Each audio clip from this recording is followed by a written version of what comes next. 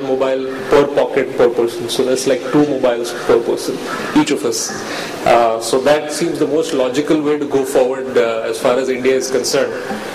Our next speaker is Mr. Ajit Shelat. Ajit is the CEO and co-founder of Nevis Networks. He brings over 25 years of experience. He's held senior management positions over the course of his career. Prior to Nevis, Ajit was the co-founder and CTO of Switch On Networks, which was acquired by PMC Sierra for $500 million. So, Ajit, I'll be getting in touch for my PE funding to you.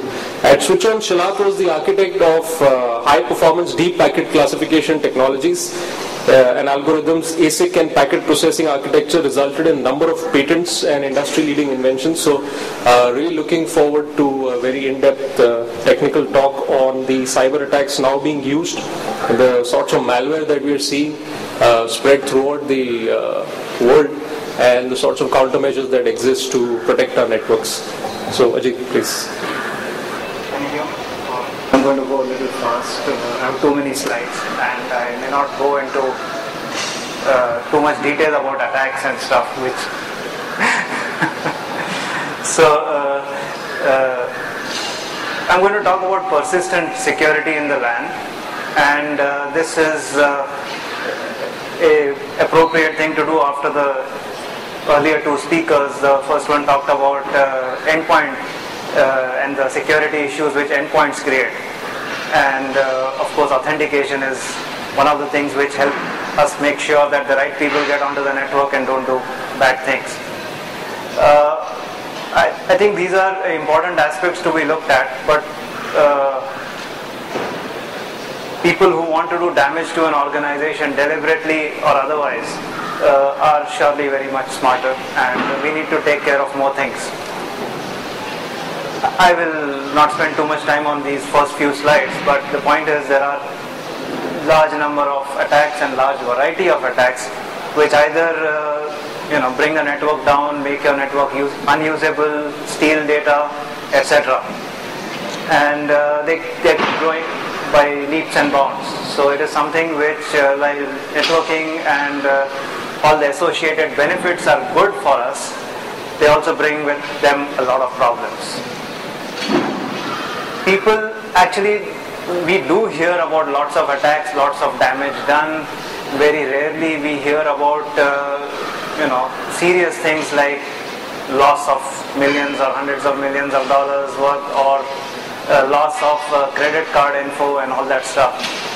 What is important is there are many attacks which are not even talked about. They are kept hidden because of the embarrassment and the loss of face it could cause a organization if that is known.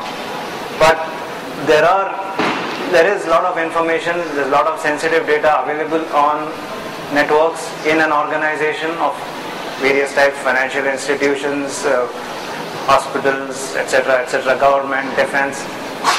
They are all potential targets for attack. There are not just the obvious or the well-known talked about attacks, but also targeted attacks which are not necessarily visible using standard mechanisms like antivirus, anti-spyware and so on.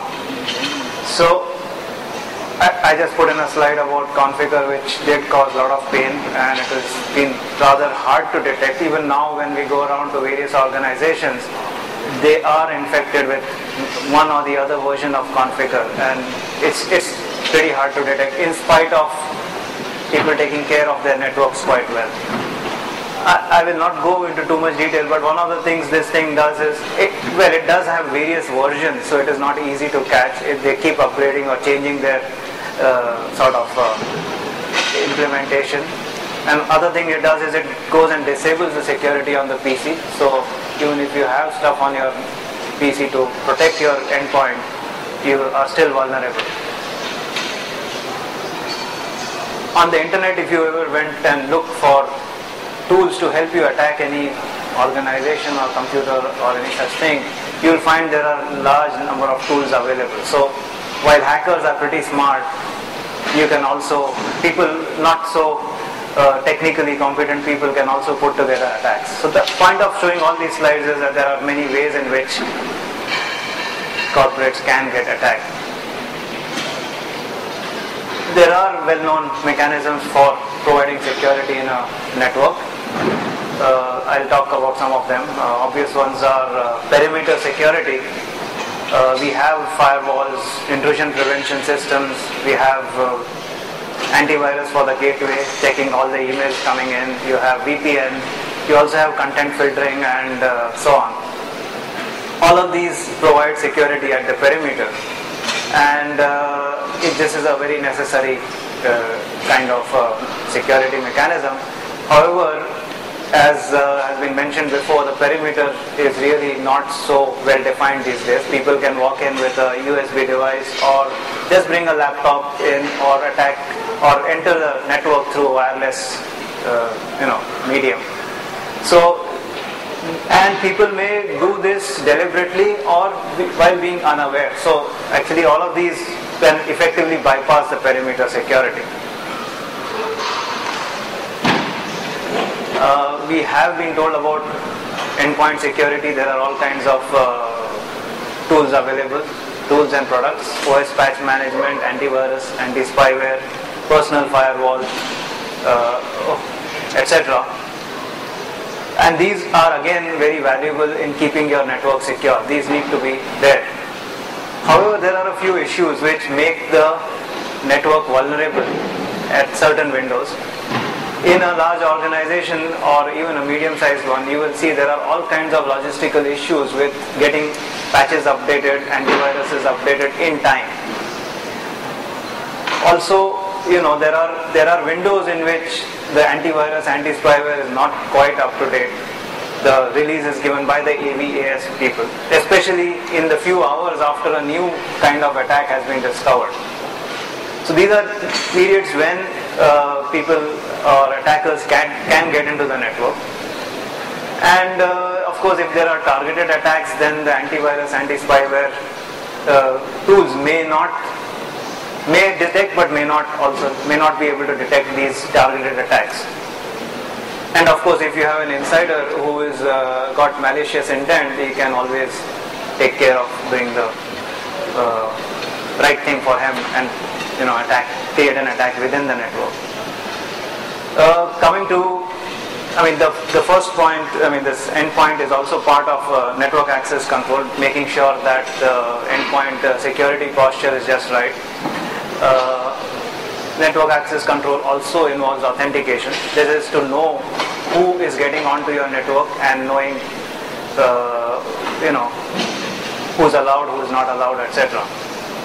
Quite often, as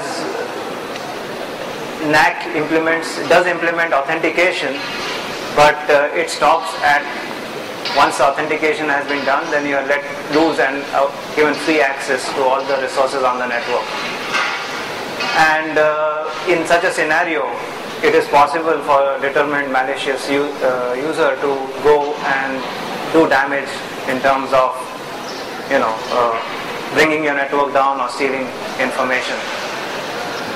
Also, while there is enough logs for who has authenticated, what time, etc., is not enough information.